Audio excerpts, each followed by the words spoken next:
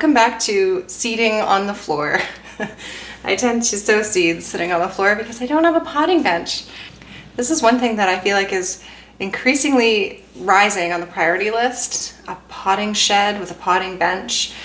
I used to think a greenhouse was the be all and end all for garden infrastructure, but just a space to do my potting would be really nice. Right now, I mean, I'm either on my floor or on my kitchen table. I don't know. Anyway, I decided I would come on here and chat for a little bit because there is a local home and garden show, and to get a table or a booth at this show is very cheap, very inexpensive, especially because it's being hosted by an organization of which my business is a member, so I get a discount. I think it's going to be like, I don't know, $35 for a booth for a day, and you can sell whatever you want. And mostly I'm going to try to sell my services, right? Get people to utilize me for their homestead planning, their edible garden planning. But while I'm there and while I have a table, I might as well sell some things. I'm already starting a bunch of seeds. I've decided I'm going to sell some seedlings as well as some of the seeds that I've saved for my own garden. My dad's book. My dad's an author, and so I'm gonna have some of his books available at my table. And so yeah, I'm sitting here now with a tray that is not yet seeded. I'm gonna throw some seeds in. I also wanted to shout out West Coast Seeds. I'm a brand ambassador of West Coast Seeds. I really enjoy their selection. They have a great organic section. They're really into growing in harmony with nature, hence their big organic section. And so I have been buying their seeds for years. Only recently, like within the last year, became a brand ambassador. I have an affiliate link if you want to order seeds through West Coast Seeds and you use my affiliate link. It helps me just a little bit, helps me make more content. Anyway, this year I planted eucalyptus, as I have for the last couple of years, through West Coast seeds. And they do germination tests. They have to, by law, do germination tests. And it says on the package like 87% germination. I think the last package I got from last year was 85%. And I used 2 packs of seeds. So it was 40 seeds that I sowed. I sowed all of them and I got 8 plants. So definitely not 85% or 80% germination rate. And I've heard from other people too that their eucalyptus just was not germinating well this year. So I reached out to West Coast Seeds, I let them know what had happened, and they sent me 3 packs of eucalyptus seeds. So really good customer service. And they also sent me a new one that they have available this year, which is the heart leaf eucalyptus. And then I got 2 replacement packs of the silver dollar. The silver dollar is the one I've been growing for a couple of years and I love how resinous the leaves feel. They have that frosty look to them. I really like that. I wanted to grow some eucalyptus seedlings to sell at this home and garden show and potentially at some of the other speaking engagements that I'll be at. Although I don't yet know what the rules are for selling seedlings at things like that. It depends on the event, I guess. But I also I had hoped to start 20 eucalyptus plants to grow out and then sell the cuttings or like little bundles of eucalyptus in the fall because they make excellent shower steamers. That's what we use them for. So I am about to be inundated with eucalyptus because I'm going to grow them out to sell the bundles in the fall, and I'm also going to grow a bunch to sell as seedlings. I think you can buy a lot of the common seedlings anywhere these days, at all the box stores, at any market, any garden center. You can get all your common peppers and tomatoes and all these things. So I'm trying to go for something that's a little different. So I'm going to sow these eucalyptus plants. We've got the silver dollar, which is my favorite. And then West Coast Seeds also sent me the heartleaf Websteriana, the heartleaf Websteriana to try. It's a different shaped leaf of eucalyptus. Now where I live, eucalyptus, they're frost tender, so you can't keep them over winter in my growing zone, but they grow really well throughout a growing season if you start them now. So I start them in January, but of course with the low germination rates starting over, it's now February. But they should still be a nice size by October when the first frost comes, and then you cut them back and you can bring them in your house. They're also medicinal, although I haven't used them that way, and I don't know if these varieties are the same that you would use for medicines, for making teas and stuff. I can't recommend that without doing more research, but they can be medicinal. You can make eucalyptus teas. So I thought that would be kind of a fun thing to sell, sort of different. I would sell loofahs, but they take so much space and they need to be started now. And so this home and garden show is in April. People are gonna have to keep these plants in their house for at least a month still, and like loofahs are just, they're massive. So I think it's a little too complicated to sell loofah plants, although I will sell some of my dried loofah sponges from last year. The other thing I thought might be fun to sell is something that I'm doing for myself at home, micro dwarf tomatoes that are ready to fruit. So I'm growing a couple varieties for myself, and as well as that, a bush cucumber. It's parthenocarpic, is that what it's called? Where it's self-fertile, it doesn't need to be pollinated by insects, and so you can grow it in your house. You just need one of them. I'm doing that just for fun for myself and my family to get some indoor fruit production in probably April, maybe early May, but like way before any of the outdoor vegetables are fruiting. So I think I'm gonna do a couple micro dwarf tomatoes and sell them for like, I don't know, $15, $20 with proper pots that people can take home and just start harvesting tomatoes from off their kitchen counter. And I think for like a month, they should be fine growing inside before people can put them on their decks or wherever. So I think I'm gonna do that, as well as eucalyptus. If you have any other ideas of what you think you'd be interested in buying as a seedling that's kind of unique or harder to find in other places. Anyway, I'm gonna do a little bit of sewing now, and I hope that you will join me.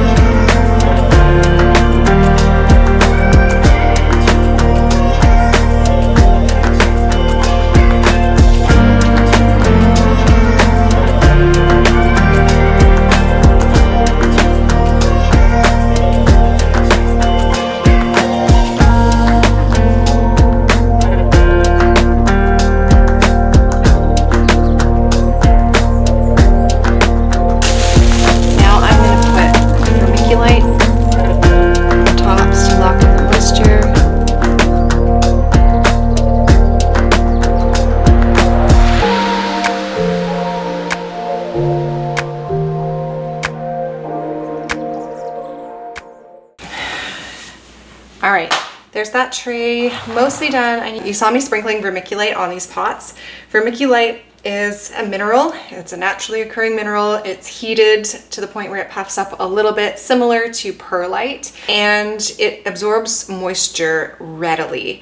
That's really what I use vermiculite for. So it holds on to moisture. It even holds on to nutrients and releases them to the plant slowly. And so I cover the surface in a light layer of vermiculite, and that holds the moisture in right at the surface of the soil, which is where the seeds are, which means that the seeds are kept moist until they germinate, and that's what seeds need. I'm gonna start some more tomatoes to sell, probably. I think I'll ask the event organizers what other people have signed up to bring, because you do, in the application form, you have to list what you think you're gonna be selling. And so if they have a lot of people bringing tomato seedlings, then I'm not just gonna start a bunch of extra tomato seedlings for the fun of it. I already start extras for myself and for my family members. I will do some peppers to sell, maybe, because they don't take up that much space under the grow lights, and I find I can get my peppers nice and lush looking. Yeah, I guess that's all I'm gonna start for now. That's all she wrote for now. Because I need another one of these lids, but taller pot. Another tray here.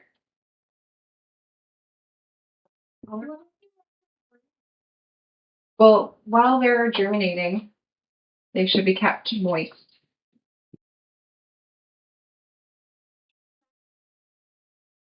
This is up here. All right, that's that. They're up here. Here's our eucalyptus that we just sowed and the micro dwarf tomatoes. These are my peppers in the seed mix trials. So there's 4 different types of seed mix in here. I'm trying out to see what's gonna work the best while also being the simplest. Here I've got sweet potatoes. There's a couple different methods. I've always used the water method. 2 years ago I tried the soil method, which is just where you can't really see it back there. You put a sweet potato in a pot of soil, keep it moist, and I had mold issues when I did that. So I still love the water method for myself, but I'm always trying to test things out to see what's gonna work the best. So we've got a water method and a soil method back there. This is ginger, and here, again, this is one I've always just done in the soil. I've planted pieces of ginger root in soil, but I'm trying this method this year because I want to see if I can actually get more little ginger babies. Oh geez. If I can get more little ginger babies by soaking it in water. So the idea is that they send up shoots, you break them off and you plant those shoots just like you do with sweet potato slips. And then I can leave these roots in the water to keep producing more and more and more shoots. That's something else I could sell at this home and garden show, is ginger. I bet that would sell. Right here we've got some early seedlings. There's not a whole lot. I mean, it is only beginning of February. So we've got eucalyptus, a couple micro dwarf tomatoes, some dianthus or chrysanthemums. This is an empty pot that I don't know why it's there. Down here we've got some loofahs. Looking good already. There's 4 loofahs, and then there's these little bush cucumbers. They have cute little first true leaves coming out like that. Super cute. And yeah, microgreens. We keep hacking away at this. It's still growing. So yeah, that's our grow shelves so far. Early February, they're nice and empty. There's lots of space, so I'm feeling confident that I can keep starting new things. This might be a mistake. Come April, these are gonna be so full. I'm probably gonna be migrating down to my basement again, where I'm just gonna have seedlings on top of my basement fridge with my grow light hanging in the floor joists. I'm gonna overflow for sure. But this is it for now. It's nice and simple and clean, and hopefully I don't regret just having started a ton more eucalyptus and some more micro dwarf tomatoes for this home and garden show, and maybe if there's leftovers, I sell them at other events that I'm talking at this season. I hope you enjoyed sowing some seeds with me. I want to do more of these informal chats. I've been focusing my channel so far on just educational content. Every Thursday I put out a video that I hope will be full of educational tidbits that people can take away with them in their food growing journeys. But I also really love vlog style YouTube, where you can learn and engage at the same time. And it's one of the things that I loved about Instagram. When I was more active on Instagram, I loved the community that was there, and we all knew each other and we shared notes, we chatted with each other in the comments.